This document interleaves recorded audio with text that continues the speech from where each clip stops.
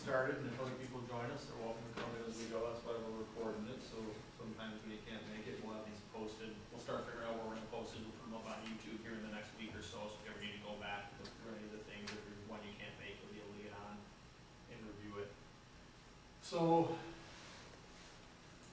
last week, I'm just gonna quick recap. Last week we talked through two things, right? We talked through idea generation, process of going through that, trying to figure out what idea you wanted to go with. And we talked through the business model canvas, and part of what I had to do was go through the business model canvas in here, and then once you left, go back and refine your business model canvas. So when we get to the end of today's presentation, we'll go through it. If you have questions following up on the business model canvas or any of the idea generation, we'll go through that. But I want to kind of jump into what we're talking about today, which is the customer problem, the solution, and the value proposition. And again, that those will all relate to what you're trying to do in the business model canvas, if you remember, where you've got the value proposition piece of it, you've got the customer side of it. So those are pretty critical to being able to complete a business model canvas, and also to get ready for the pitch. So quick overview of what we're going to talk about today. Talk through specifically how do you figure out what the customer problem is, okay, and how it relates to your business idea or your product. How does your solution solve that problem? And then what is a customer value proposition, and how do you tie those two pieces together with the customer value proposition? We'll also go through two examples. So I'll take you through examples of other companies that I've worked with, their problem, their solution, and their customer value proposition. So it'll help you kind of get your head around the talking points for yours, because really the goal here is to kind of build up to being able to communicate that to other people, to understand it for your own product and then or service, and then be able to communicate that. So we'll go through a couple of examples. Then we'll recap on the business model canvas and tie it all back in. So the other thing we'll do then after that, if you have questions on your business model canvas, we'll work through those, and I'll work with you one-on-one on any different ideas you have, or we can work as a group. So the problem. So this is a quote that I like from Einstein. If I was given 1 hour to save the planet, I'd spend 59 minutes defining the problem and 1 minute resolving it. So what that gets to is you need to understand what the customer's problem is that you're trying to solve. You may have an idea for a product or a service, but until you really spend time defining what that problem is and how you identify that problem, you can get off track very easily. So you want to understand what the wants and needs of your customers are, right? How are you going to target your customers if you don't understand what their wants and needs are and what their problem really truly is defined as? Not what you think it is, but what are all the aspects of it and how it's defined. You want to try and identify when you're looking at problems, what are the unmet needs that are out there? When you're trying to look at your product, or if you're still kind of on the fence about what am I going to do for my business, or how am I going to communicate about my product, or what are all the facets of my product, right? What are the benefits? You might look at a product or a service, and there might be a dozen different things you can try to focus on as you're trying to go out and sell your product. You want to try and dial in on what are the needs we're meeting the best, because you can't be everything to everybody. You don't want to try and be everything to everybody, regardless of how big you think your market is. So you want to understand what are the needs that you can meet of a customer problem. You also want to understand what are the pain points that customers have, okay?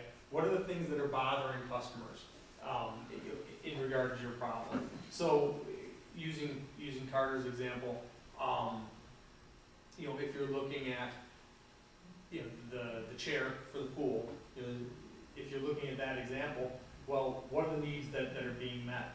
Somebody wanting to sit while they're in the pool, be able to relax and have something they can actually sit on that's inside the pool. What are the pain points involved there? Is it really pain, or is it convenience, right? Is it something that is difficult for somebody to overcome, or is it more of a want? So you want to understand those things. Jasmine, when you're looking at your business, if you're looking at the gymnastics and the academy and all that sort of thing, what you've got possibly some more pain points. If you're looking at starting and serving some lower income areas, the pain point is we want to give these things to our children, right? We want them to be able to have these things, and they can't afford it. There's nothing in there's nothing in their area, right? So that's more of a pain point as well as an unmet need, because maybe in that market the need isn't being met of supplying this type of activity to students. When you look at your apparel line, You know, again, it might be more of a want than a need, right? Is apparel, you know, apparel is a need for humans generally, right? We have to have clothes on our back. When you get into branded apparel, a lot of times it gets more into, well, I like this brand versus I need to have clothes on. So you have to think through what are the wants and needs and what pain points you're solving when you talk through that and identify your product. Because, well, I can go to the first. This was a great quote. So I don't know if you're familiar with the Y Combinator, but Y Combinator is what they call a like an incubator, accelerator, and it also ties into competition. So this is out in, I believe it's out in Silicon Valley, and companies apply to be a part of this. And if they get in, they go through workshops like this, but all day, every day, right? I mean, they basically get help starting their business and running their business, and they get funding through all of this. So this is basically a professional business incubator and accelerator. And one of the pieces I like, this guy is one of the co-founders. He said, you know, essentially, instead of trying to think up, like say, I want to start a business, I need to think of something. More successful companies and startups tend to come from things that somebody notices. I notice there's a need for this. I notice this in my regular life. I notice in my community there's a lack of this. I notice that there's an opportunity for this type of clothing or this type of product. So, you know, I thought that was an interesting quote from the standpoint of trying to solve problems. Because as you're looking at your product, your company, or your business, if you're spending time trying to notice where there are problems, instead of trying to think up, oh man, is there, you know, where can I come up with a product and what kind of problem can it solve? The more successful ones, you more naturally notice that there's a need because you encounter it in your own life or in your own passions, or you know, your mom or your brother or somebody might say to you, hey, I really, you know, it'd be really cool if we could sit down right now, right? That was how you noticed the pool chair idea. So that sort of thing tends to be more successful than I spent all day trying to come up with a good idea for a business. So things that you notice as a part of life tend to lead to more success. I thought that was a really interesting quote. So you identify the problems, but how do you solve those problems, right? Once you figure out what the problem is that your product is solving a problem, so let's figure out what those different solutions are. I don't know if that's the slide I thought was going to be there. What are the challenges, constraints, and risks associated with the solutions of that problem? So make sure that your solution doesn't create more problems, right? So we talked about, you know, what are some of the solutions to the problem? Well, if you open up a gymnastics or, you know, an activity academy, whatever it's going to be, in lower income areas, well, how are they going to afford it? So we talked about scholarships and things like that being an opportunity. So you have to think about what are some of the challenges that come up with a product that you launch. When you launch an apparel brand, one of the challenges is how do you get people to become aware of it, right? How do you build that brand when it's a brand new startup? One of the risks associated with a pool chair is liability, right? We've talked about that. Like what happens if somebody that doesn't follow the instructions on it and falls and breaks their head, you know, while they're trying to stand on it when they shouldn't be. So you have to think about what are the challenges and constraints that are involved with your solution and kind of cycle those back into, did I just create another problem related to my product, and think about how that's going to affect your business and how you want to try and identify that. One of the keys when you come up with a solution is, remember, if it's a problem, they're starting in pain, right? Your target customer, you should be solving a need or a want that to them feels like pain, maybe not physical pain, but it's, you know, there's a gap there. How do you take them from pain to delight? That's really that's when you know you've solved something. When you can take somebody from, I have this want, I have this need, oh my gosh, I didn't know this existed, oh my gosh, this is exactly what I wanted. When you've taken them from that pain to that delight, you know that you've connected the proper problem with the proper solution. Sometimes a product or service that you have might be the answer, but it's in how you're trying to communicate that. So you need to look at your product and your business and make sure that your messaging is appropriate. So if you try and launch your apparel brand and you target the wrong customers, you know, if your message or if your brand is really going to be designed for college age students, but your messaging is directed at tween girls, there's going to be a disconnect. You're not going to be able to delight those customers who brand is designed for them. If you're trying to focus, if you determine that a pool chair, there's a better market for it in the business, in the hospitality world, and you sit there and you try and beat your head against the wall focusing on messaging that goes towards the consumer, then there's a disconnect. So you need to make sure that you're focusing the message and that you're focusing, because there's an opportunity in all markets, but which market are you gonna go after? Which market are you gonna try and solve? And that'll bring you into the thought of the customer value proposition. So at its simplest form, the customer value proposition is, why should somebody buy your product from you right now at the price you're selling it at? Like, that's basically what it comes down to. It's a very simple statement. Why should I buy from you right now for this price versus buying something else from somebody else at a price that's different than yours, or buying something similar from somebody at a price that's different than yours? Some of the things that you want to work through, okay, is how relevant is it, right? So you want to talk about all kinds of different things that have to do with your product. Customers are interested in things. Where they intersect is how relevant your product is to theirs, okay? And if you can't answer how this is relevant to the customer in an easy statement, then you haven't figured out your value proposition to them, why they should pay you for it.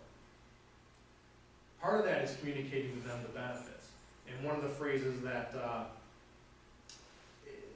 uses, what's the quantified value, okay? How is your product valuable to that customer? It allows you to wear apparel that identifies with X, right, depending on what the demographic is. It allows you to relax while you're at the hotel and the pool. It allows your children to get gymnastics exposure, experience, and all these different activities in this particular market where it doesn't exist right now. You have to think about how you can quantify those benefits and be able to communicate that in a simple statement.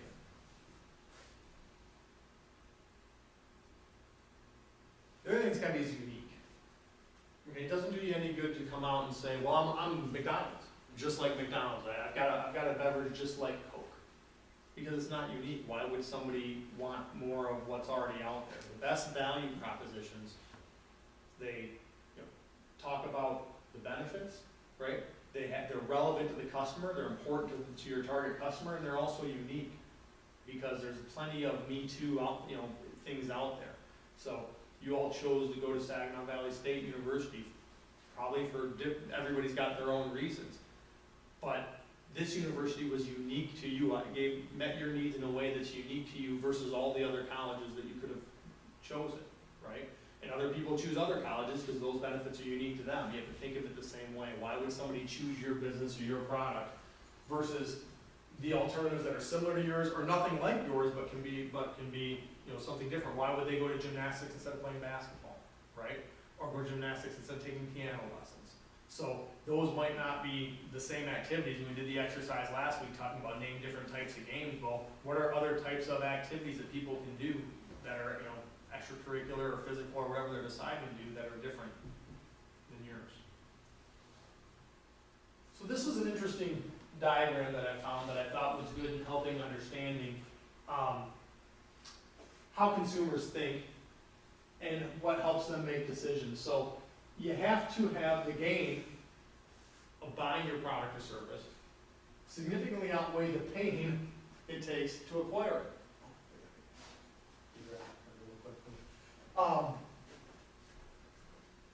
The pain, it's got to outweigh the pain of having to do it. So if it's too hard to buy your product, try your product, find it, use it, if it's too difficult to do that, people will give up, right?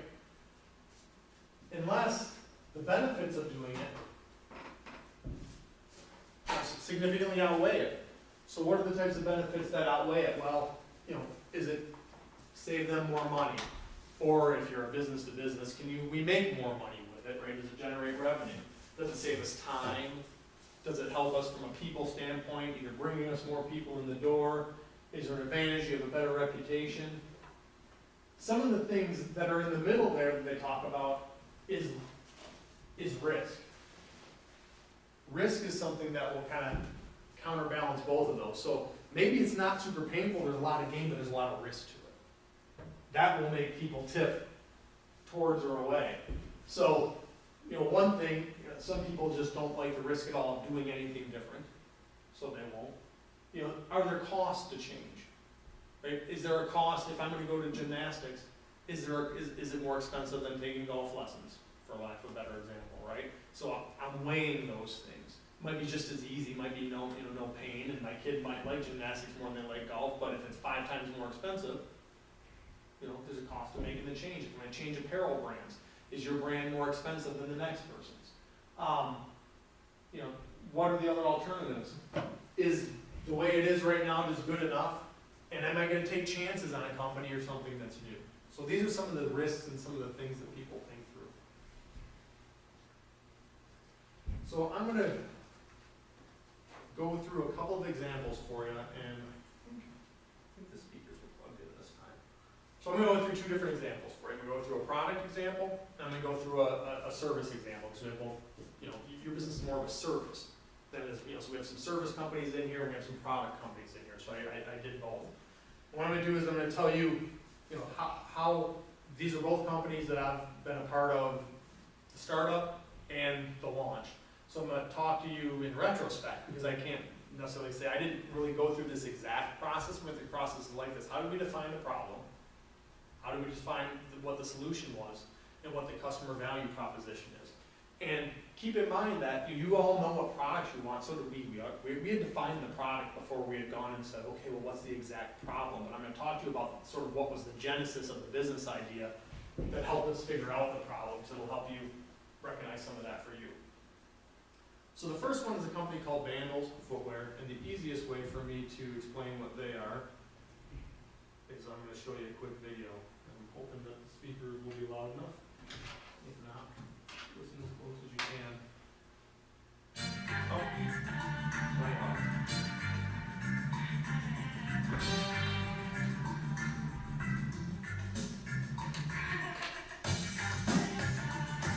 So the idea, well, you can't see it, that'll be a good. Go one. Hang on, we'll go back. Let me think, how do I have to make that? Oh, I know what I gotta do. I have to back out of the presentation, give me just a second. Sorry. Alright, here you go.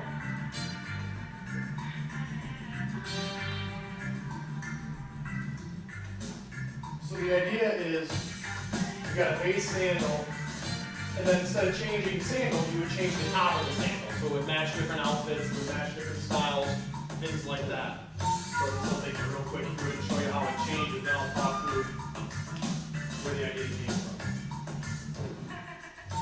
With a patented Vandals band that seamlessly integrates with the base of the shoe, the possibilities and styles are endless. The versatility of the bands and the comfort of the cushioned sole make Vandals perfect for women of any age.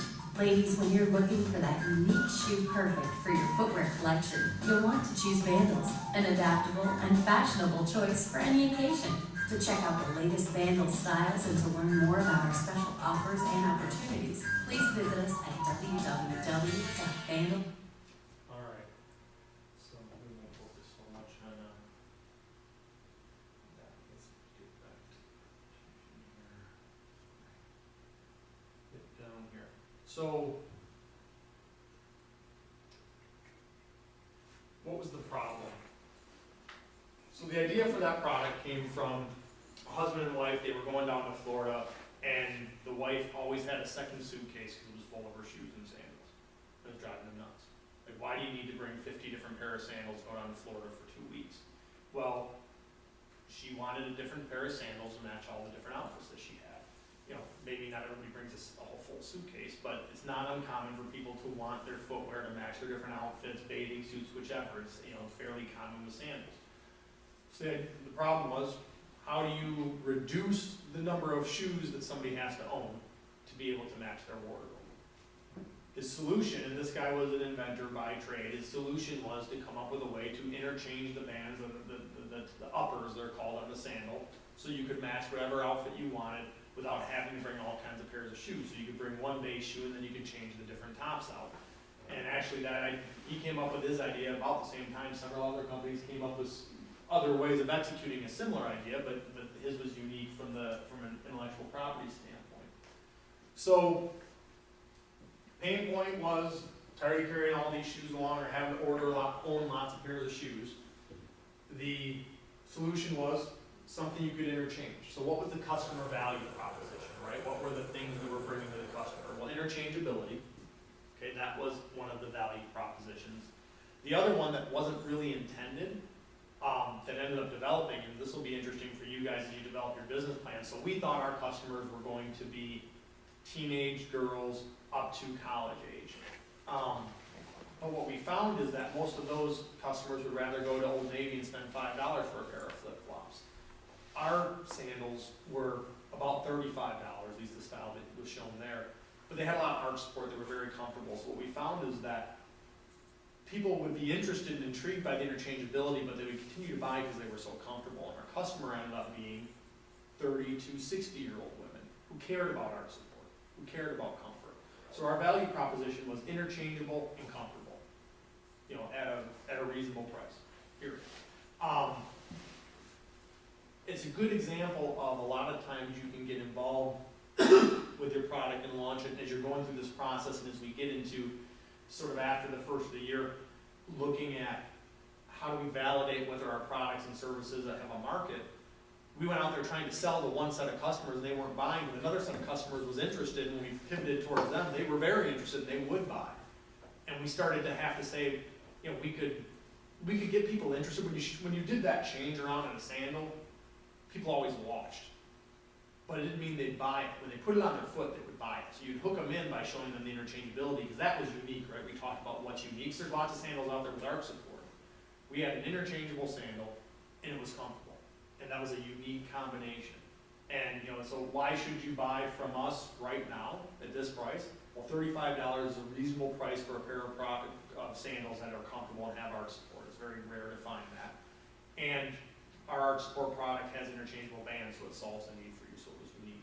So those were, you know, that was the customer value proposition with that company. But we didn't know that was going to be the customer value proposition when we launched it. We thought it would just be, hey, everybody would love that they could change them. So that ended up being the bulk of the value proposition. The second example is more of a service business. Okay, so Retail Bloom, let me click on, get off of this, I'll click on the website.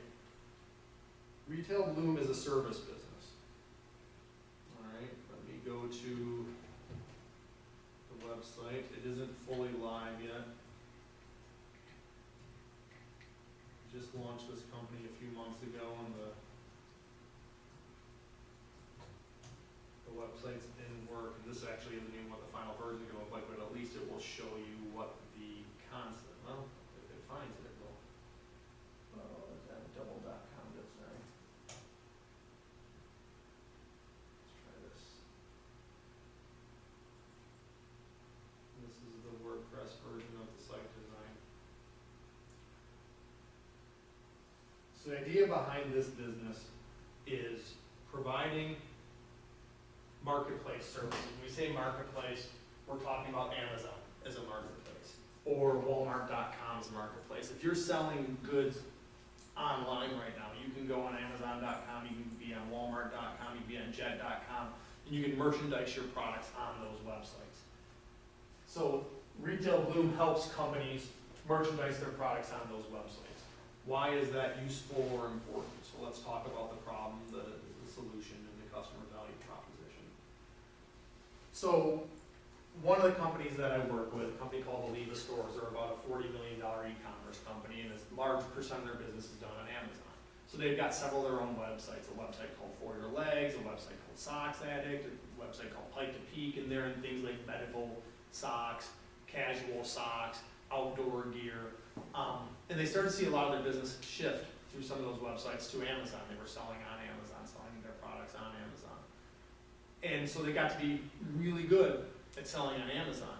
But as they started to talk to the other brands that they were selling for, a lot of those brands wanted to get better on Amazon, but they didn't know how. Amazon is really hard to sell on, especially if you're a big brand. It's not hard, like anybody in this room could go on there today and start, and get on there and and open your own Amazon store, especially if you look back 5 years. It's not that difficult to do from a logistical standpoint. Once you start selling on Amazon, it's difficult to maintain a healthy presence on Amazon, especially for popular products brands. If you go on Amazon right now, for example, Nike is not on Amazon. The only thing on Amazon that might say Nike on it would be somebody who's not supposed to be selling Nike on Amazon. Nike does not let their products on there. Because what happens is, if you're selling your products to multiple people, if you're a well-known brand, a lot of those people go on there and they start their own Amazon stores and they're selling your product. And suddenly your product that you meant to be $100, other people are selling for $50 on there.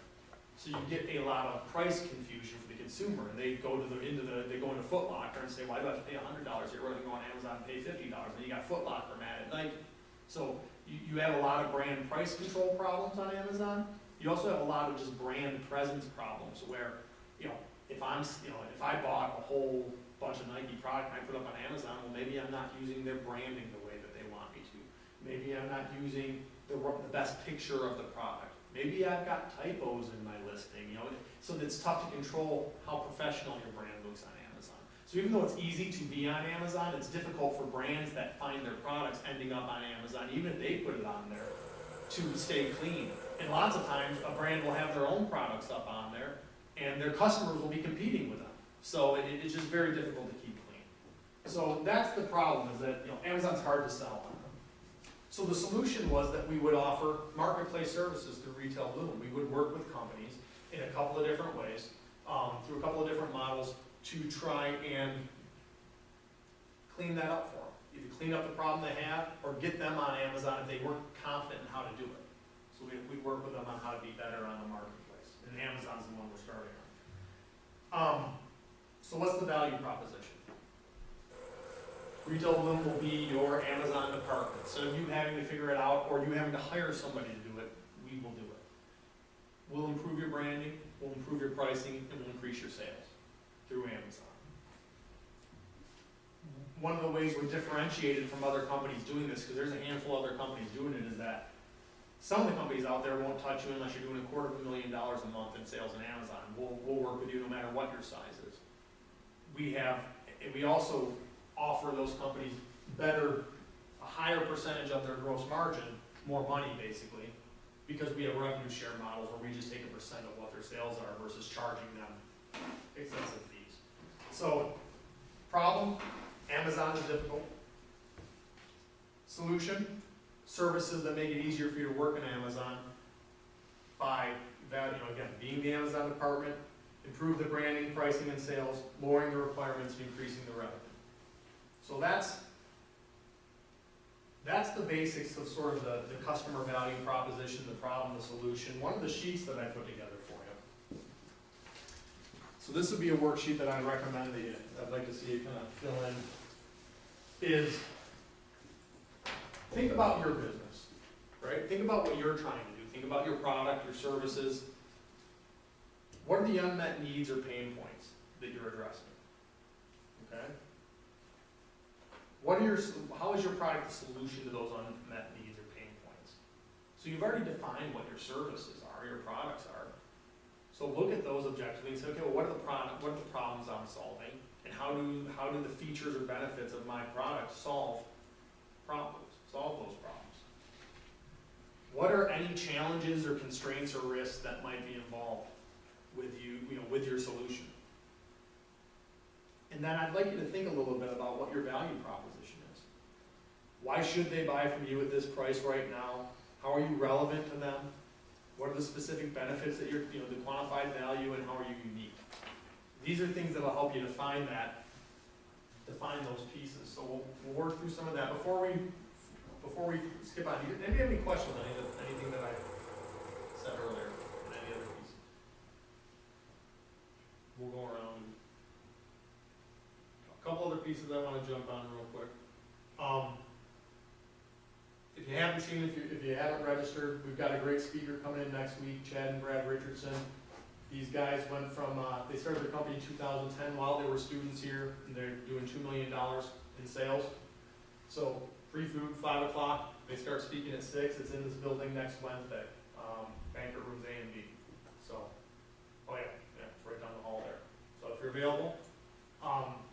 If you go to sbsu.edu/entrepreneur, you can RSVP through that, just let us know you're coming, so we've gotta have a head count for the food, but if you're available, it's a good thing. If you got anybody you think might be interested, feel free to pass it along. And then, our next session, after this one, will be November 4th, which is a Friday, and we'll talk about figuring out how you make money with your business. So we've been defining some of the other pieces, but it's important to talk through how you make money. Again, that'll tie back in not only the business model canvas, right? The revenue piece, but it'll also tie into these three pieces that we'll have covered. You know, you come around December 1st, and we've got the elevator pitch competition, which is an opportunity for you to win money for your business idea. Well, the three pieces, the three workshops we've done will feed right into what the requirements are for that pitch. That's why we did it that way, not only to help you with the business model canvas, but also to help you prepare for that. So why don't we, at this point, when we break, you guys can grab some food, and then I'll answer any questions anybody has as far as whether it's their business model canvas. I'll go around and talk to you a little bit about the sheet, and we'll kind of roll from there. That sounds good. Cool. What day was it? Speaker. Next Wednesday. Wednesday at 5 is the hors d'oeuvres and 6 is the speaker.